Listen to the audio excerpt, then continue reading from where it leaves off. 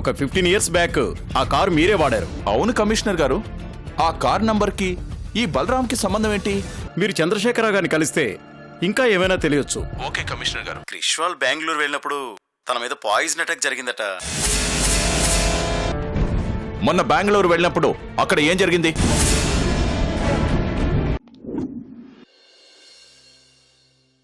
అదేదో చిన్న గొడవ, అంత సీరియస్గా తీసుకోలేదు. చిన్న గొడవ?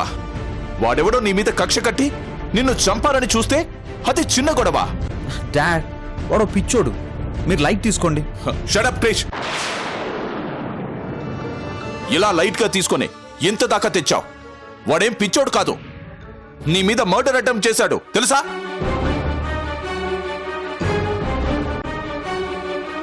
మాకు చెప్పకుండా తప్పు చేశావు.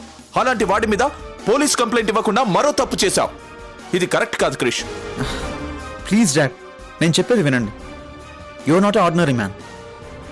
సొసైటీలో ఇంత పేరున్న మీ కొడుకు ఎవడో ఊరు పేరు లేని వాడి కోసం పోలీసుల చుట్టూ తిరిగితే మీడియా దాన్ని ఇంకా పెద్దది చేస్తుంది. దానివల్ల మనకే నష్టం. అందుకే ఊరుకున్నాను.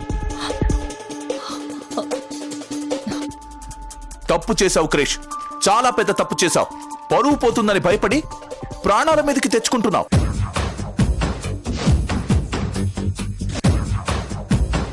నీకేదైనా అయితే మేం ఎలా తట్టుకుంటాం అనుకున్నావు? Dad, I'm really sorry. అయినా నాకేమవుతుంది? You don't worry. లేదు క్రిష్, ఈ విషయాన్ని నీ అంత తేలిగ్గా నేను తీసుకోలేను. దీనికి పులి స్టాప్ పెట్టాలి. అందుకే నాకు తెలియకుండా నువ్వెక్కడికి ఒంటరిగా వెళ్ళడానికి వీల్లేదు. This is my order.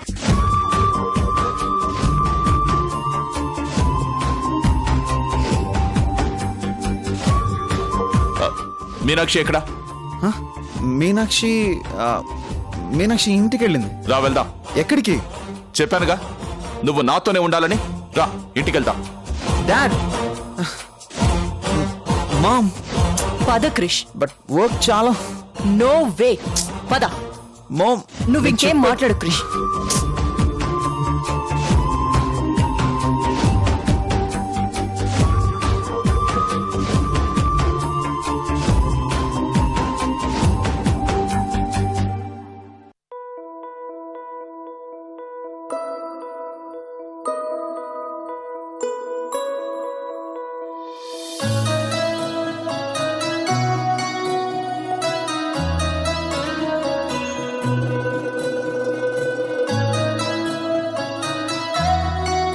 Dad, ఏంటిది?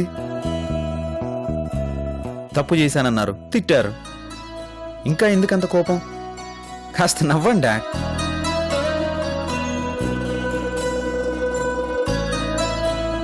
మామ్, నువ్వైనా డాడీకి చెప్పు.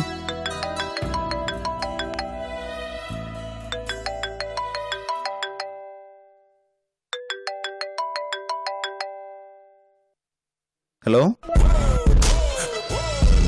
Hello my dear enemy, how are you? రై, ఎవర్రా నువ్వు?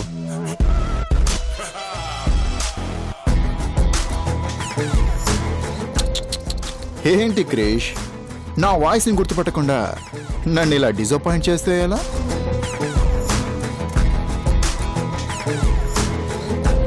బలరాం,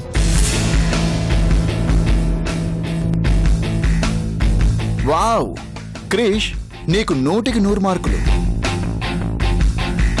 క్రిష్, స్పీకర్ ఆన్ చెయ్యి. స్పీకర్ ఆన్ చెయ్యి.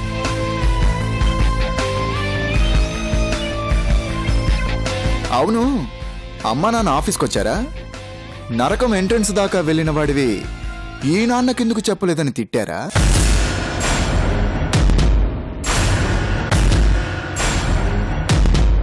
నువ్వు కూడా ఏంటి క్రిష్, అంత జరిగితే అమ్మా నాన్నకు చెప్పకుండా దాచిపెట్టావు, తప్పు కదా?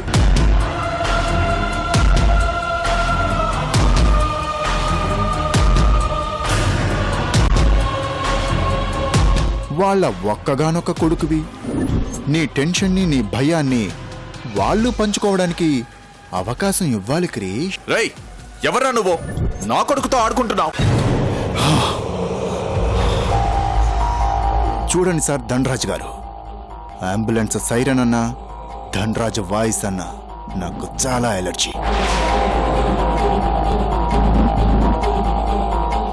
ఎలర్జీ తెప్పించొద్దు.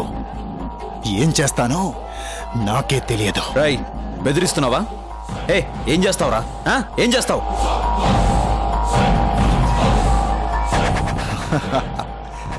తొందర ఎందుకురా? అది చెప్పడానికే ఫోన్ చేశాను. కాస్త కారు పక్కన ఆపుతావా?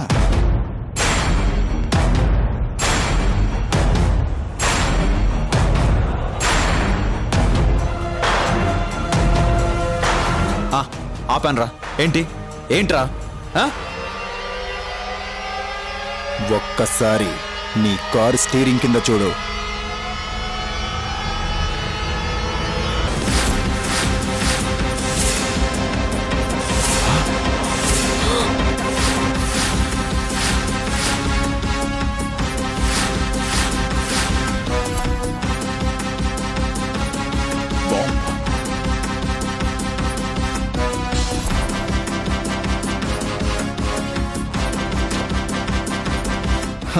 ఏంటి షాక్ అయ్యావా?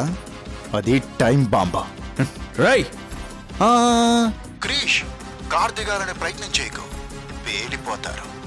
ఎందుకంటే దాని రిమోట్ నా చేతిలో ఉంది. రై నిన్ను రై, నీకు సరిగ్గా 10 నిమిషాలు టైం ఉంది. 10 సెకండ్లలో బండి మూవ్ చేయాలి. 9 నిమిషాల్లో నువ్వు నా దగ్గర ఉండాలి. అలా ఉండాలంటే నిమిషానికి 2 కిలోమీటర్ల స్పీడ్తో నీ కారుండాలి. బలరాం, నీ టార్గెట్ నేను, నీ శత్రువు నేను. కావాలంటే నన్నేమైనా చెయ్యి, కానీ మా మమ్మీ డాడీని ఏం చేయకు. ఎలా క్రీష్? ఏదైనా ఓ ప్యాకేజ్లా ఉంటే కలిసి వస్తుంది. ఈసారికి ఇలా కానిచ్చేద్దాం. రై క్రీష్, అనవసరంగా నువ్వు టైం వేస్ట్ చేసుకుంటున్నావు. ఆల్రెడీ 30 సెకండ్స్ అయిపోయింది.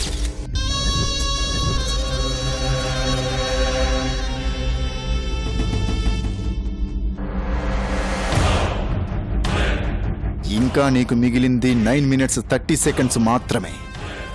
నేను చెప్పినట్టు కాకుండా మధ్యలో కారు దిగడం లాంటి ప్రయత్నాలు చేశావో మీరు మీ కారు పీసులైపోతారు. రై నిన్ను జాగ్రత్త.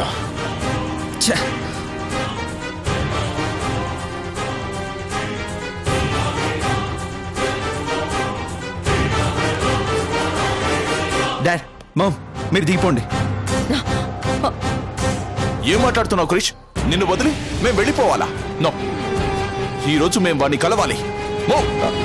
నో డాడ్, టైం లేదు, దిగండి. మో క్రిష్, వెళ్ళు క్రిష్. పోనీ మో.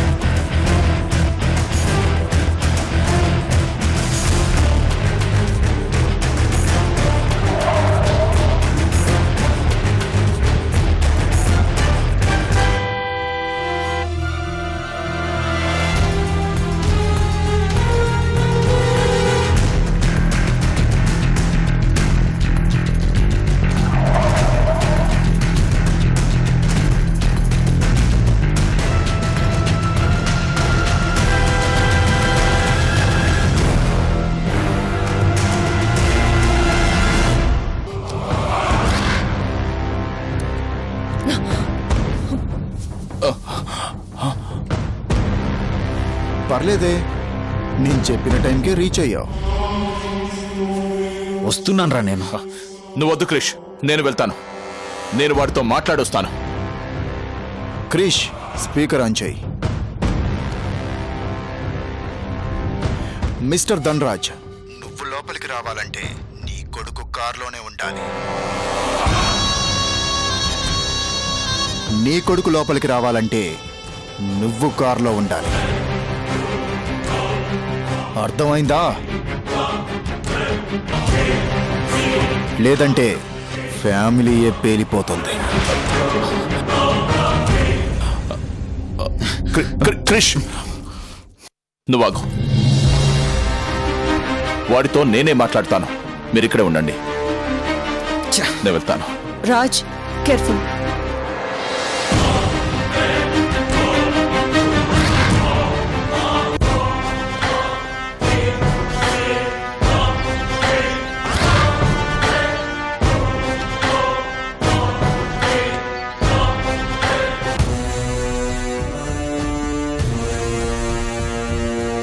ఆగో.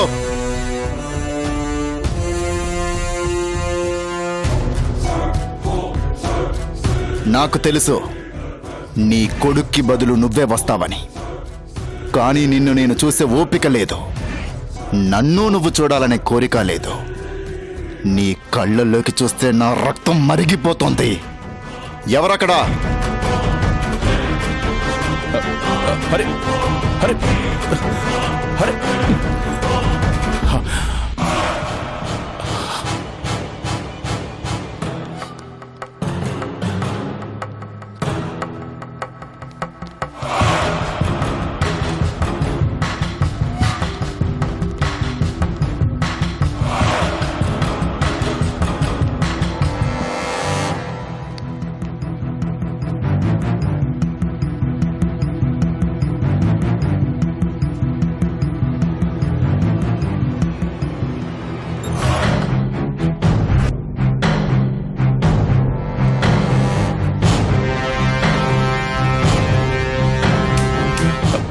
ఎవరు నువ్వు? ఎక్కడి నుంచి వచ్చావు? ఎందుకు మా మీద కక్ష కట్టావు? దెబ్బతిన్న పులి పంజా ఎందుకు విసురుతోందని అడగటం అమాయకత్వం. దెబ్బతిన్నావా? నువ్వెవరో మాకు తెలీదు. మాకు తెలిసి నీకు మేమేం అన్యాయం చేయలేదు. అన్యాయం అనేది వస్తువు కాదు ధనరాజు గారు, కంటికి కనిపించడానికి. అది అనుభవించిన వాడికే తెలుస్తోంది. అదే నిజమైతే నీకు జరిగిన అన్యాయం ఏంటో చెప్పు. నీకు చేతనైతే నాతో ఫైట్ చెయ్యి, అంతేకాని నా కొడుకునెందుకు టార్గెట్ చేస్తున్నావు? నీ కొడుకా? నా కొడుకే. నీ కొడుకు. వాడి కాలిలో ముళ్ళు దిగితే నీ కళ్ళల్లో నీళ్ళొస్తాయి కదా. ఆ కన్నీళ్ళని చూడాలని ఆశ పుట్టింది ధనరాజ్ గారు.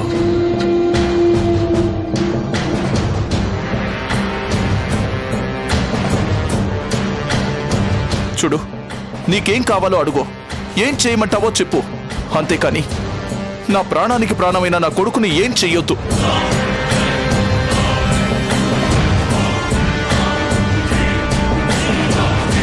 ఏమన్నా? వాడు నా ప్రాణం. వాడికి ఏదైనా జరిగితే నేను తట్టుకోలేను.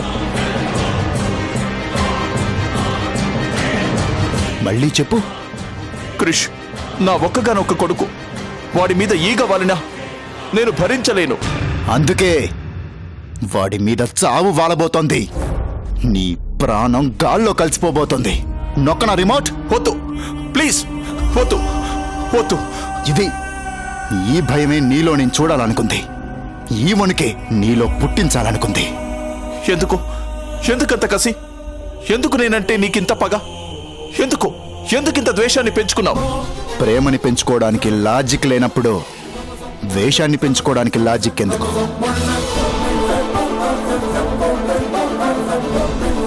నిర్లక్ష్యం చేయడానికి లాజిక్ లేనప్పుడు టార్గెట్ చేయడానికి లాజిక్ ఎందుకు?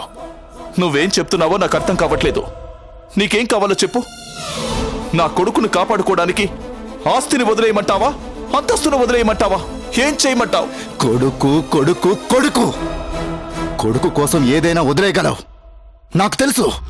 అందుకే వాడి ప్రాణాన్ని వదిలేయమంటున్నాను. వదిలేస్తావా? చంపేనా వాణ్ణే? ప్లీజ్ వద్దు, వాణ్ణేం చెయ్యొద్దు. నువ్వెవరో చెప్పకుండా ఇలా జీవితాలతో ఆడుకోవడం న్యాయం కాదు. ప్రయత్నించు. నేనెవరో తెలుసుకోవడానికి ప్రయత్నించు. ప్రతి సెకండ్, ప్రతి నిమిషం, ప్రతి గంట, ప్రతిరోజు నన్ను కనిపెట్టడానికి ట్రై చేయి. కనిపెడితే సరిపోదో, భయపడాలి. పడతావు, మళ్ళీ లేవకుండా పడిపోతావు. అప్పుడు కలుద్దాం.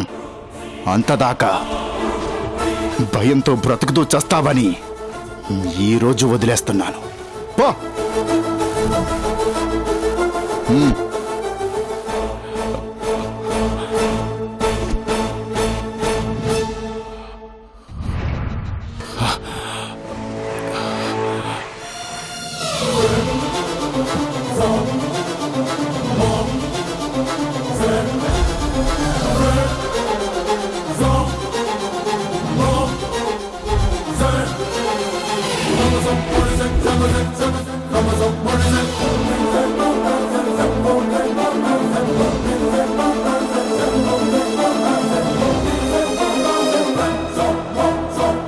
డాడ్, పద పోనీ.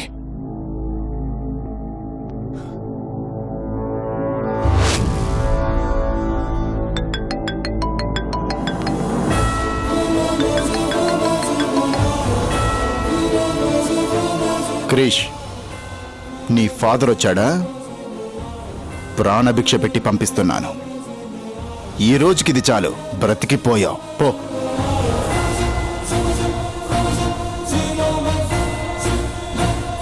కానీ మళ్ళీ ఎప్పుడు, ఎలా, ఏ అపాయంలో నేను కనిపిస్తానో నీకు నీ ముద్దుల నాన్నకు తెలియదు. All the best.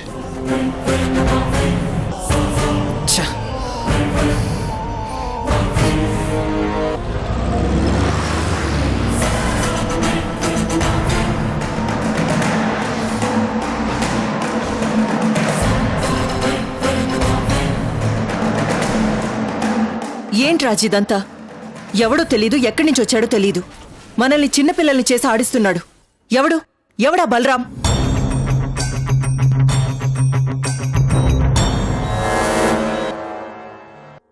మాట్లాడవేంటి రాజ్? వాడేమంటున్నాడు? వాడికేం కావాలి? డబ్బు కావాలంటే వాడి మొహాన్ని కొడదాం. వాడికి కావలసింది డబ్బు కాదా అపర్ణ?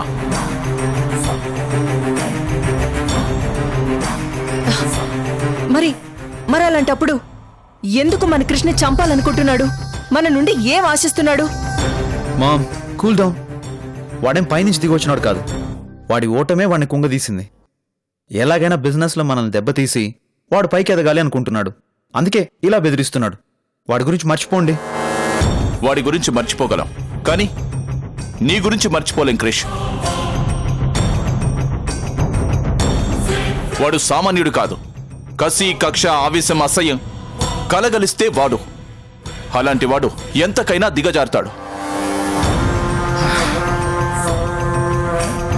నువ్వు అనుకున్నట్టు వాడు బిజినెస్లో మనల్ని పడగొట్టి ఎదగాలని రాలేదు.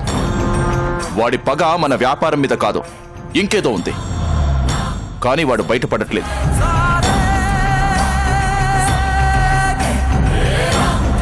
వాడు మనం పడిపోతే చూడాలనుకోవడం లేదు, ఏడిస్తే చూడాలనుకుంటున్నాడు.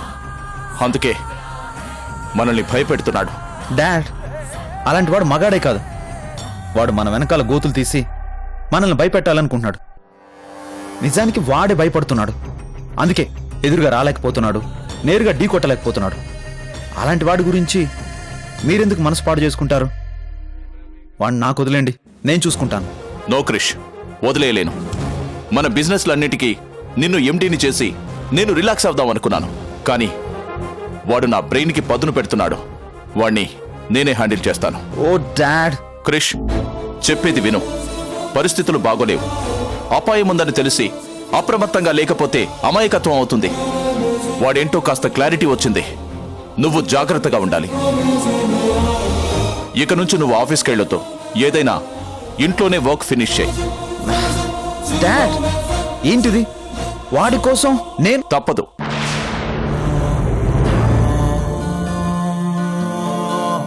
నువ్వేం చెయ్యాలనుకున్నా కావలసిన వాళ్ళని ఇంటికి పిలిపించి ఇక్కడి నుంచే వర్క్ చేయాలి. డాడ్, అది మీనాక్షికి ఫోన్ చేయి. మీనాక్షిగా? ఫోన్ చెయ్యి. ఫోన్ ఇవ్వు. ఫోన్ ఇవ్వు. Dad, dad.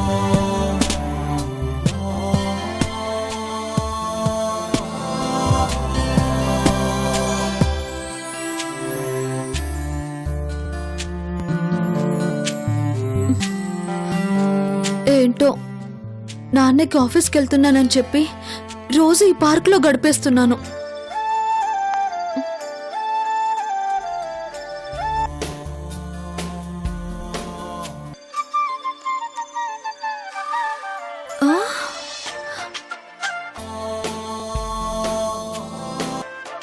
ఫోన్ చేశారు అంటే ఆఫీస్కి రమ్మంటారనుకుంటా. హలో, ఎవరు? మీనాక్షి, నేను. నేనంటే? మీనాక్షి, ధనరాజుని. ఓ, సార్ మీరా? చెప్పండి సార్, చెప్పండి. అర్జెంటుగా ఇంటికి రా. ఓ, ఇప్పుడే వస్తాను సార్. అలాగే. సార్ ఫోన్ చేశారేమో అనుకుని కాస్త టెక్కు చూపిద్దాం అనుకున్నాను, కానీ అంత అదృష్టం నాకెక్కడిది. పెద్ద సార్ రమ్మన్నారు. డాడ్,